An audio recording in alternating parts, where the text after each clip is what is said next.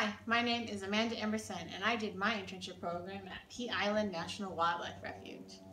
We are one of 11 refuges stretching along the coast from southern Virginia to North Carolina. We have a coastal ecology, while one of our other refuges, Alligator River National Wildlife Refuge, has a Pocosin habitat, which means it is very swampy. The refuge system was created by Teddy Roosevelt in 1903 to protect pelicans in southeastern Florida. About our refuge, we have 13 miles of beaches with the highway running down the middle and the Pamlico Sound on the other side. We were created for migratory waterfowl as a stopover on the Atlantic Flyway. It's important for them for nesting and resting purposes. We were actually called Pea Island because of a pea plant that was found pretty common that the geese love to use for energy to maintain their second part of their migration. We are really great for birders and wildlife photography, especially in those fall and winter months when the refuge is covered with thousands of waterfowl. We differ from a national park in that we have wildlife first, people second. We don't have very many programs, and the ones we do are only offered in our busy season of the summer. So a little bit about our program. It was 1/3 bio, 1/3 maintenance, and 1/3 programs. I got to stay in a beach house close to the refuge and a 5-minute walk from the beach, which was really nice. And we had 2 opportunities extra as an intern. We got to work with the Wildlife Resource Commission to ban pelicans and terns. And we also got to take a tour of the Edenton Fish Hatchery, which stocks local rivers and lakes with native fish populations. So a little bit about that biology work. We set up bird closures for colonial nesting birds. We collect important data from turtle nests. We will collect an egg from the nest to gather DNA from the mom. We've been able to debunk the natal nesting theory in that all turtles lay eggs from the beach they came from. Found out that's not true, and we've done that with the egg. That really is what helps us. We also process any dead turtles that wash up, as well as any stranded marine mammals. We also do observations of birds, and one of them we work on is the American oyster catcher. He's a really cute little guy. We had 4 successful birds make it to fledging, and we also work with piping plovers. We think we had 1 successfully fledge. Unfortunately, he disappeared on us. Let's see. In the mornings, we use UTVs and ATVs on our beaches to look for turtle nests. They have a specific crawl that the mother makes on her way to nest. She will, with her flipper, depending on the species, have a different pattern. Loggerheads have a very clear pattern where they go up. Well, both of them do. They go up, they lay their nest, and they go back down. And from far away, they look like tire tracks with specific hue that we're looking for. In about 60 days, we will then sit on the nest. Starting at day 53, we will set up edging along the side to protect those hatchlings not only from light pollution, but also from ghost crabs.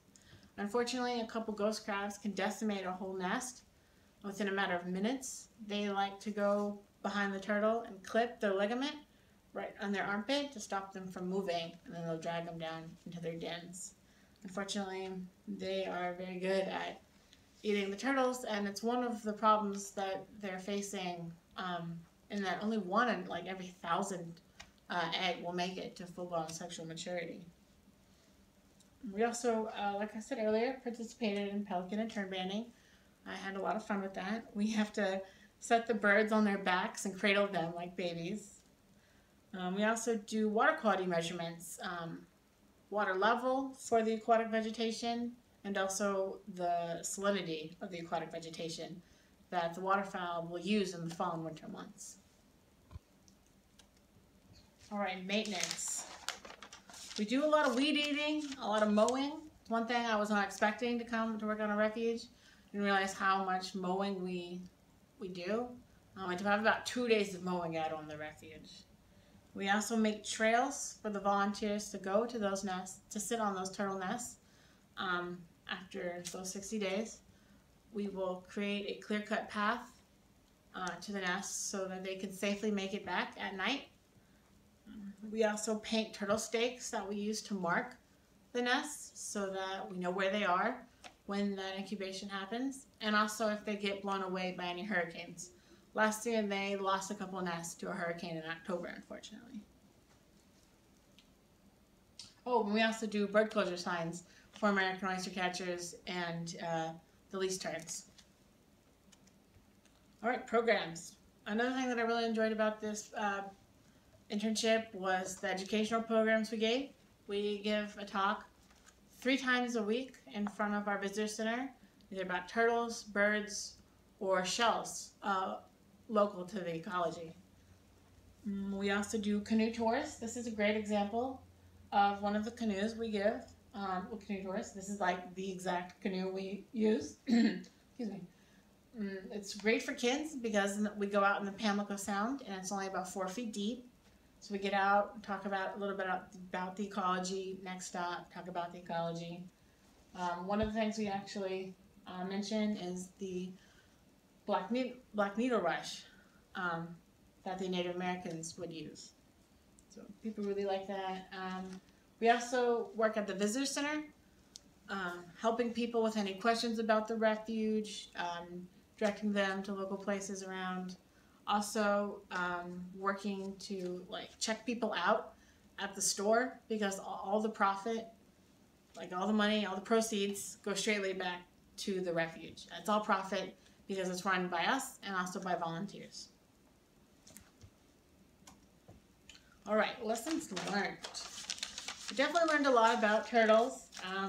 Coming from Central Texas, I wasn't very aware of sea turtle biology, and the one thing that's really struck me is by how little we know about them.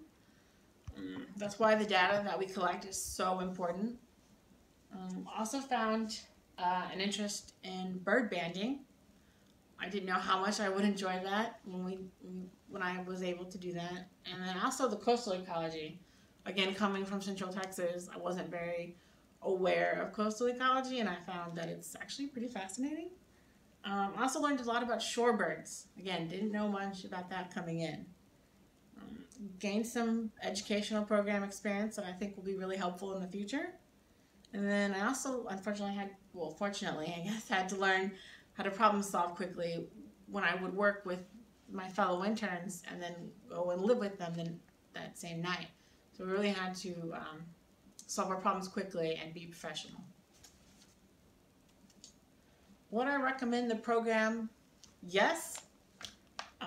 Definitely would recommend it to people who are interested in refuge management and landscape ecology. I really did love the program, but I was just hoping for more biology work, and that's unfortunately in the summer not as common. But the biology work we did get to do, I really loved. It's just not as much as I would have liked or as hoped for. So habitat management, landscape ecology is really important in this line of field.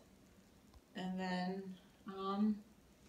if you have a roundabout knowledge of mammals and birds and reptiles, also very useful anywhere. And this is actually me banding one of the royal terns. So yeah, thank you for listening to my presentation.